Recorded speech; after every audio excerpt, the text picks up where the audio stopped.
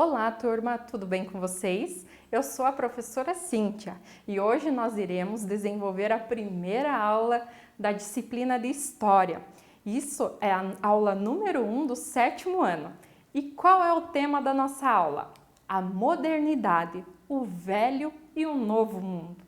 Para isso, nós temos os seguintes objetivos a serem alcançados: definir o conceito de modernidade, explicar as expressões velho e novo mundo e reconhecer as visões eurocêntrica e etnocêntrica do velho mundo.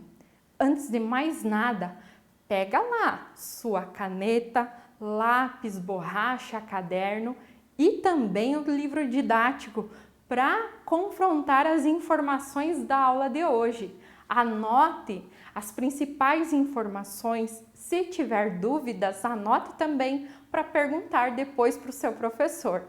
Agora vamos iniciar? Então, assim, vamos começar tentando entender o que é modernidade. O que essa palavra quer dizer? Conforme o dicionário, caráter do que é moderno, do que se refere ao tempo presente a uma época relativamente recente, modernismo.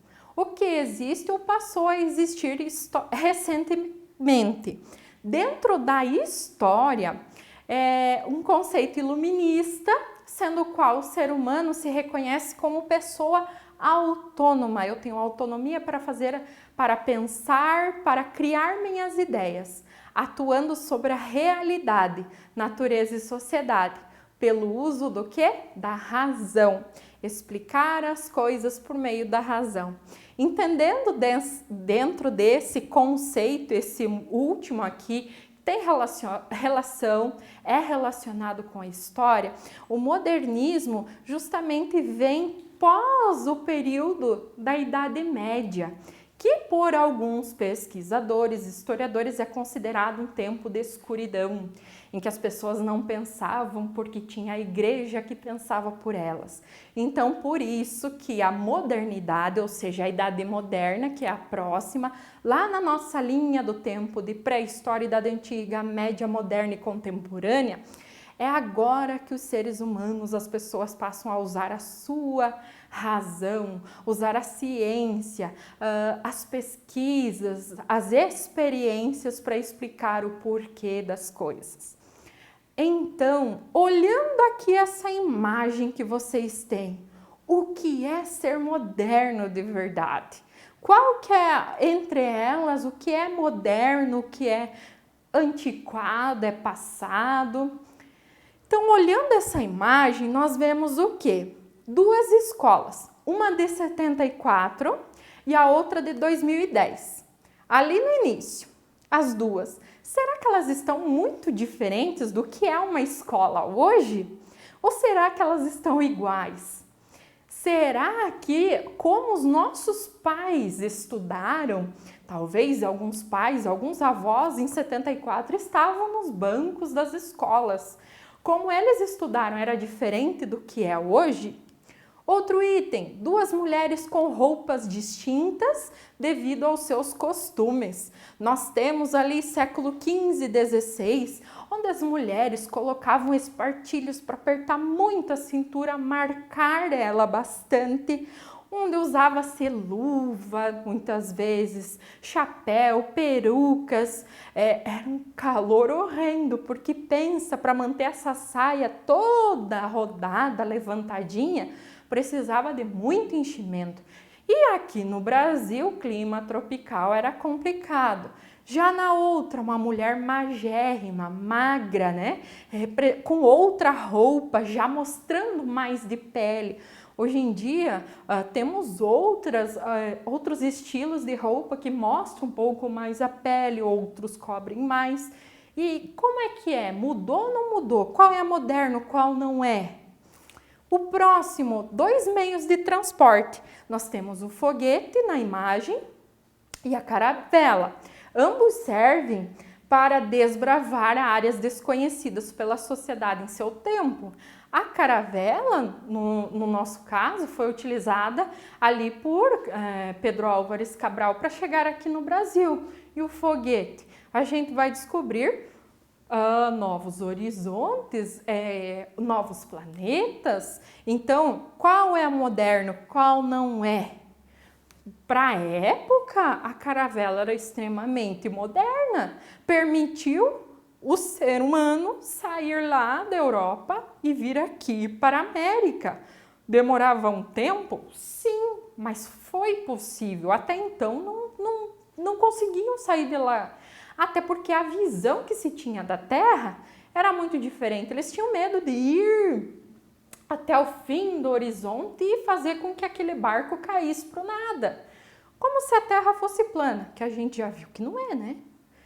Agora aqui, o calçadão de Copacabana no Rio de Janeiro, em dois momentos distintos, em 1910 e atualmente.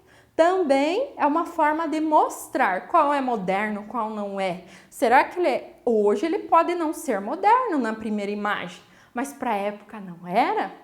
Então, essa questão de moderno é uma questão bastante relativa. Agora vamos lá.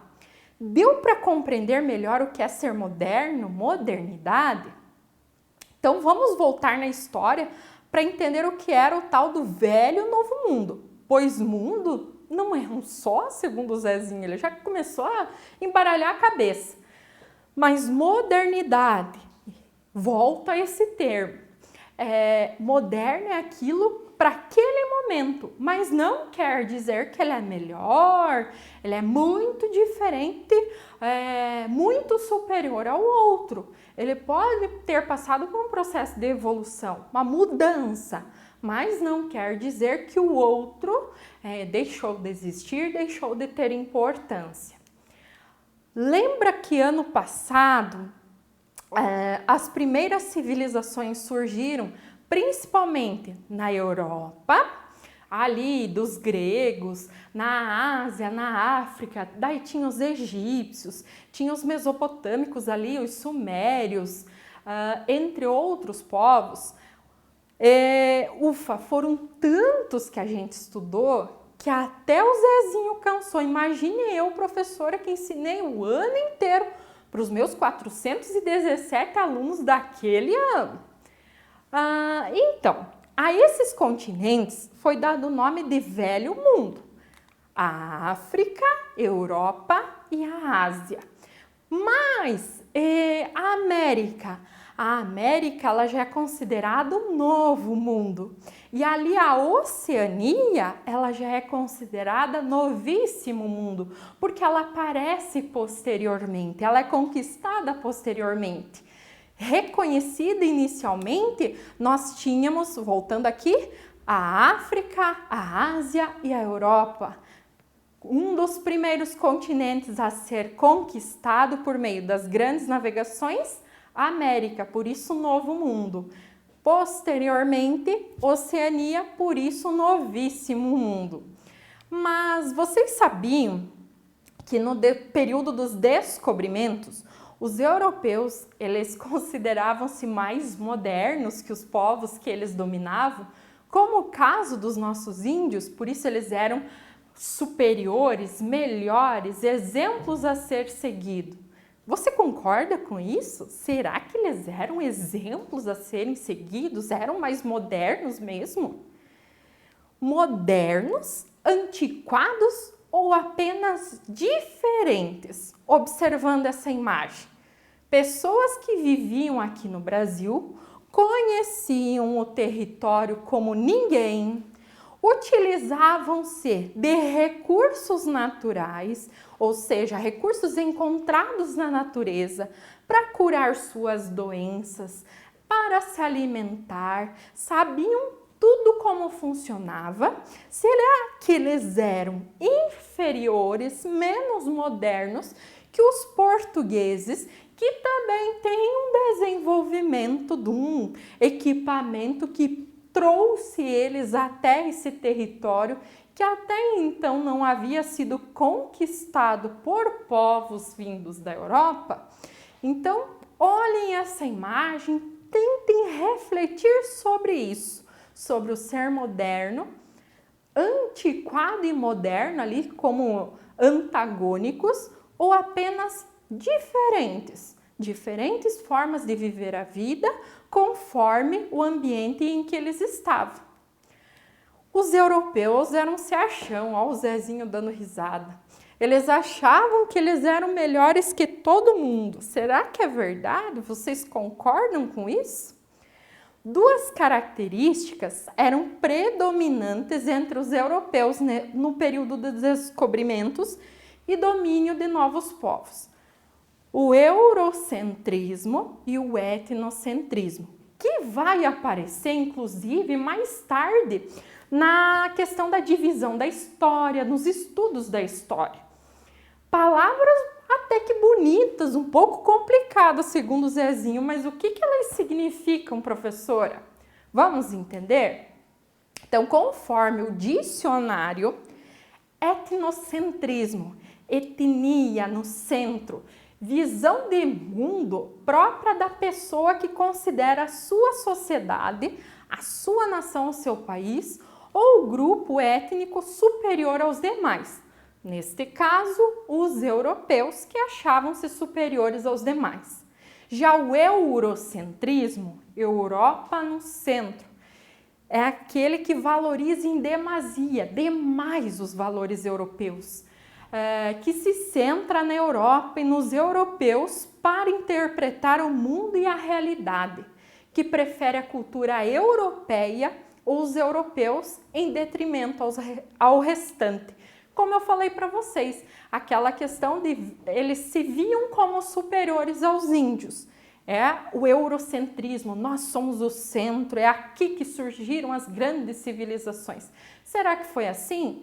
Percebam que com um pouco de tecnologia, os índios conseguiam sobreviver e manteram-se firmes até o momento que vêm os europeus e trazem doenças que eles não conheciam, fazem deles escravos e acabam aniquilando tribos, até por conta de guerras para conquista de territórios. Ao dominar novos povos, os europeus eles se colocavam como exemplos, símbolos a serem seguidos. Seus costumes, o que eles acreditavam, a religião deles, a cultura deles em si, era sempre colocada como superiores e corretos, e que deveriam ser seguidos por todos. Os europeus, realmente, eles se achavam o centro do universo. Mas então, falei para vocês que Europa, África e Ásia, é ali que surgiram as primeiras civilizações para depois ir para a América, Novo Mundo, Oceania, Novíssimo Mundo.